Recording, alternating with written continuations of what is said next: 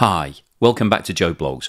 In today's episode, I want to talk to you about the Kakhovka Dam, which has been destroyed in Ukraine.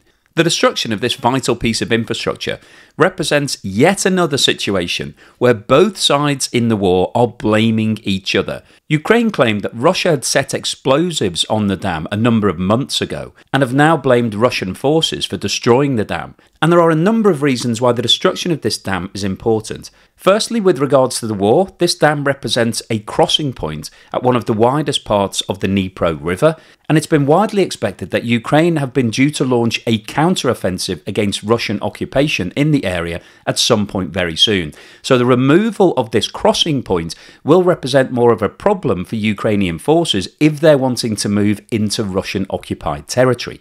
In addition, the destruction of the dam will cause major flooding downstream, and that will directly affect the city of Kherson that was recently liberated by Ukrainian forces.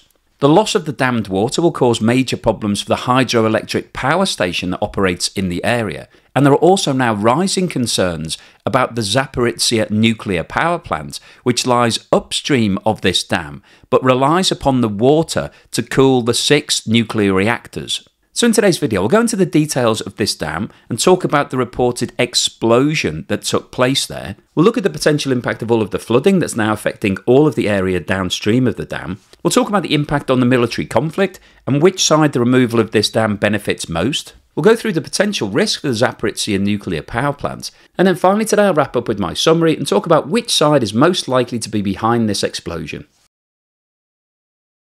In the early hours of Tuesday the 6th of June, footage began to circulate on social media of water spilling from the strategically important Kakhovka Dam in southern Ukraine. The Ukraine Army's Southern Military Command said the dam had been blown up by Russian forces. However, the local Russian-installed mayor has called it a terrorist act and blamed Ukraine. The Kakhovka Dam on the Dnipro River lies around 20 miles east of the city of Kherson, and its destruction will have a number of significant repercussions for the local area and for Ukraine's wider war effort. The dam itself is 30 metres high, which is around 100 feet, and hundreds of metres wide. And it was built in 1956 as part of the construction of the Kakhovka hydroelectric power plant.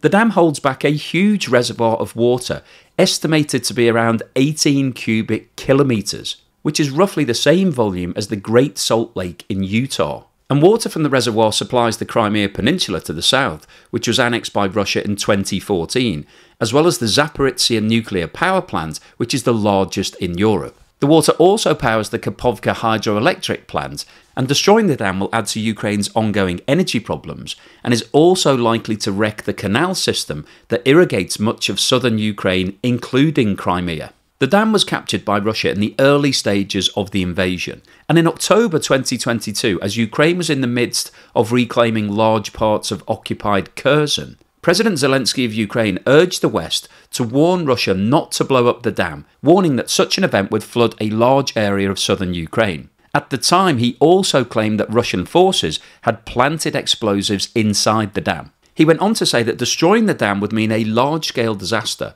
and compared this to the use of weapons of mass destruction. Ukraine military intelligence at the time said that the scale of the ecological disaster would go far beyond the borders of Ukraine and affect the entire Black Sea region. TASS, the Russian news agency, said the dam has been destroyed after being struck reportedly by firing from multiple missile launchers from Ukraine. The Russian-installed mayor of the area said the strikes were a very serious terrorist act, and Moscow-appointed authorities are preparing for the worst consequences. He went on to say that Kyiv have authorised the destruction of the dam to distract attention from what he said were failures of the counter-offensive in the country's east. The Russian-backed governor of Crimea said that there is a risk that water levels in the North Crimea Canal, which carries fresh water to the peninsula from the Dnipro River, could now fall. Crimea is heavily dependent on water from the canal, which carries water from the Dnipro River upstream of the dam. The canal was blocked by Ukraine after Russia annexed the area in 2014. And that blockade led to acute water shortages on the peninsula that ended only after Russian forces seized the canal in March 2022.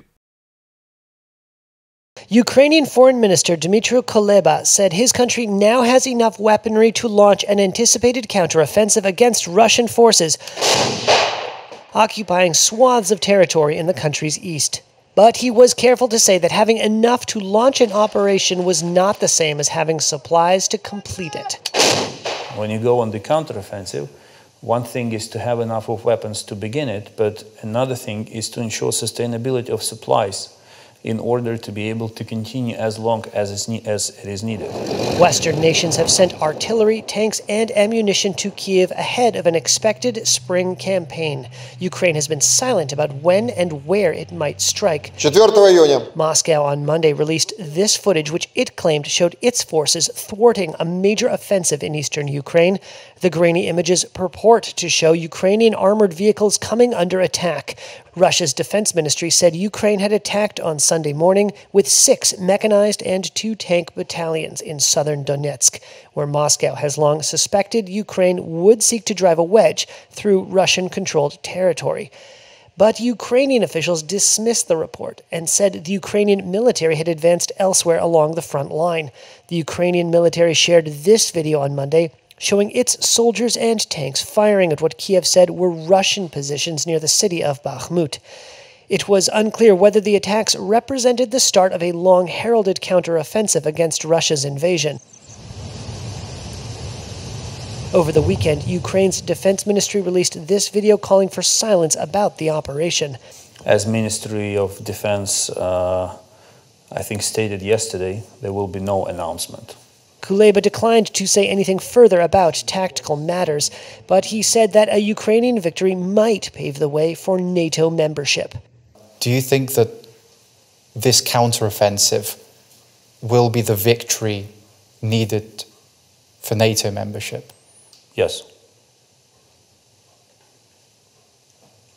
They told me that I have to be short in answers because any follow-up on that? Why or? Oh, because the more successful we are on the battleground, the easier it gets to get certain decisions down.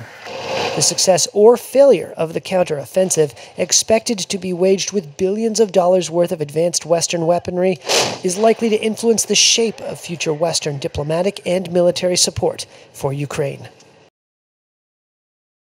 Now, in terms of the impact on the area downstream of the dam, this graphic shows the movement of the water now that the dam has been released. And you can see that as the water now is flowing out of the reservoir, it's starting to flood a lot of the areas along the Dnipro River. And this is going to have major consequences for all of the dwellings along this area, but also on the land in terms of farming capabilities, on people's homes, on the infrastructure. Things like roads will be affected.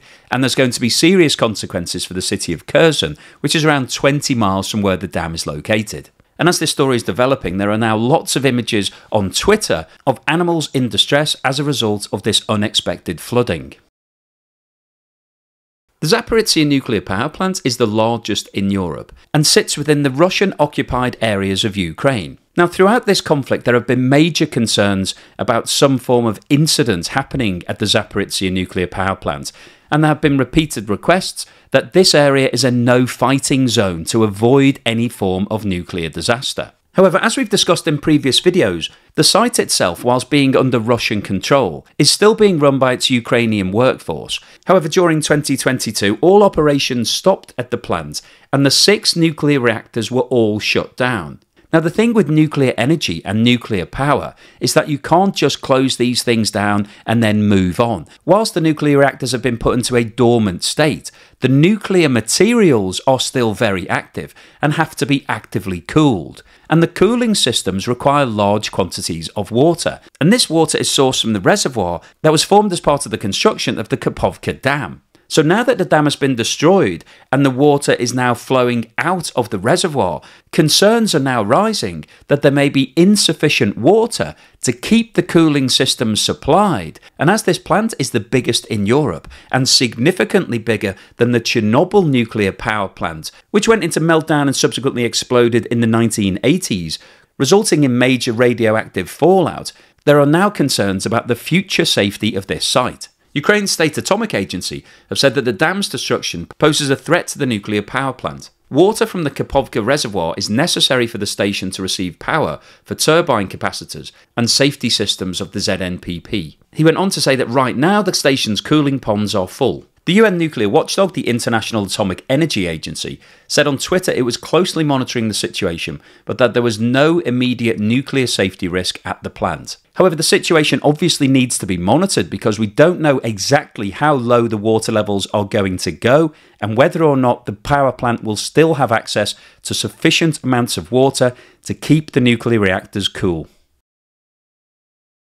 So what's the summary and conclusion today? Well, I wanted to post this video because the destruction of this dam is a big event in the Ukraine war. The Dnipro is a major river in Ukraine, and there are actually 6 dams along the river, 5 of which are controlled by Ukraine, and this one which was controlled by Russia. And ever since Russia took control of this dam, there have been concerns from the Ukrainian side as to what Russia would do in the event of a strong Ukrainian counteroffensive. Now, over the last month or so, there have been strong rumours that Ukraine is preparing a major counteroffensive against the Russian-occupied areas. Now, the Dnipro River provides a natural form of defence for the Russian forces. The river itself is wide and fast-flowing, and it's difficult for Ukrainian forces to be able to move large quantities of men over the river without being exposed.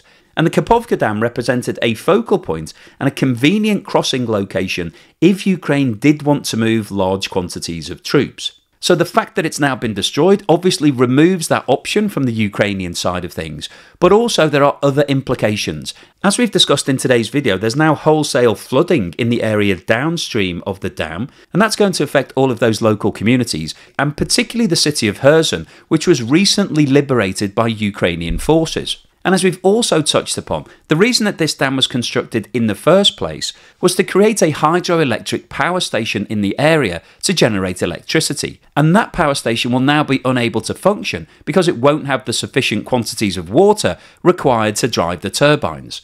Now, as it stands at the moment, Ukraine have blamed the Russian forces for destroying the dam, but Russia has denied those claims and actually is blaming this on an act of terrorism by Ukraine. And in order to back up those claims, Russia is stating that the loss of the water from the reservoir will have a negative impact on Crimea, which it annexed in 2014. So I guess the big question of today's video is who is really behind this attack? Well, before we get into answering that question, I guess we need to evaluate firstly whether or not this could have been a natural disaster. Well, this dam was first constructed in 1956 and has operated fine for the last 67 years. So it would be extremely coincidental if the dam suddenly had a natural breach during a war when the dam was being controlled by Russia. So I think we can discount natural causes. This hasn't been caused by a bit of rogue shelling, has it? For sure not. No, there are no artillery shells in the world that can do that to a dam.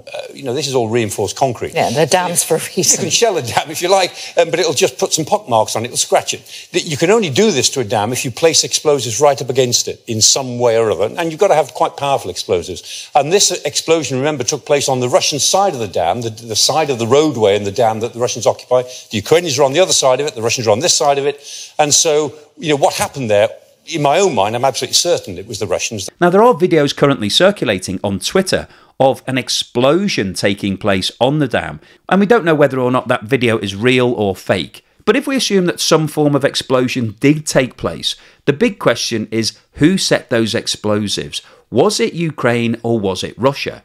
Well, obviously this dam is being controlled by Russian forces. It's in the occupied territory. So in order for Ukraine to be behind this explosion, they would have had to somehow get onto that dam without being spotted, plant the explosives, get off the dam, and then detonate. That would obviously be quite an impressive mission. And the big question really is, why would Ukraine do that? What benefit is there in destroying their own dam? Because Ukraine hasn't handed over this land. It's not conceding all of the ownership of this area. It wants to take this area back. And obviously, if it wants to bring the area back under Ukrainian control, it will want to maintain all of the infrastructure because that dam provides vital source of electricity. But it also means that all of the area downstream is protected from being flooded, including the city of Kherson, which was recently liberated by Ukraine. So it doesn't really make any sense for Ukraine to go on a secret mission to blow up its own dam that's been in place for over 60 years in order to destroy its own infrastructure and damage the long-term prospects of the area. So the other option, therefore, is that Russia did this deliberately. They planted explosives on the dam and detonated them in the early hours of the morning. So why would Russia do that? Because the same argument with regards to destroying infrastructure applies to Russia. Because Russia have annexed this area, they've declared that it's now officially part of the motherland, it's part of Russia. And so destroying a dam and losing the access to the hydroelectric power station does seem a little bit crazy, because you're making the area that you've taken control of less attractive and less productive. And of course, the other issue is that the removal of the dam has led to all of the water in the reservoir now flowing downstream. And that water was supplying Crimea, which Russia annexed in 2014. So if Russia is behind this explosion, it's causing itself problems. So from a logical point of view, it doesn't make sense for Russia to be behind this explosion. However, what that logical discussion doesn't take into account is that Russia is currently at war. It invaded Ukraine, it went in and took over all of these areas, and the Russian forces are currently fighting a losing battle. And it's strongly rumoured that Ukraine has been putting together a major counter-offensive that it's going to push forward with over the course of the next few weeks. And the KAKHOVKA Dam across the Dnipro River would have been one of the first areas that the Ukrainian forces would have targeted, because if they could have seized control of that dam, that would have provided a very convenient crossing point for all of the Ukrainian forces to be able to move into the occupied territory. So when you look at it from a military perspective, the destruction of this dam is actually beneficial to Russia, because it cuts off a potential crossing point for the Dnipro River and provides more natural defences against that counter-offensive. And of course, this isn't the first time during this conflict that Russia has been accused of blowing up infrastructure. During the second half of 2022, when Germany was still buying large quantities of natural gas from Russia, 2 underwater explosions took place on the Nord Stream pipelines, which destroyed both pipelines, which meant that Germany could not receive any further gas supplies. Now, at the time, Russia accused the West of organising those explosions. However, in terms of which side was likely to benefit the most, there was very little upside for the West organising those explosions, but there was a strong argument that Russia could have been behind them, because the removal of those gas supplies caused major problems for Germany, and Germany has recently moved into recession. So whilst no clear evidence has come to light as yet as to who is behind these explosions, when you look at the pros and cons and take into account the military conflict that's ongoing in the area, it would appear that the removal of this dam is potentially more beneficial to Russia than it is to Ukraine. So I'll keep you posted on any further news and developments as and when they happen. Hopefully you found today's video useful, informative and thought-provoking. If you've liked what I've said, then please give me a thumbs up. Thank you for watching this video all the way through to the end, and here's something to put a smile on your face.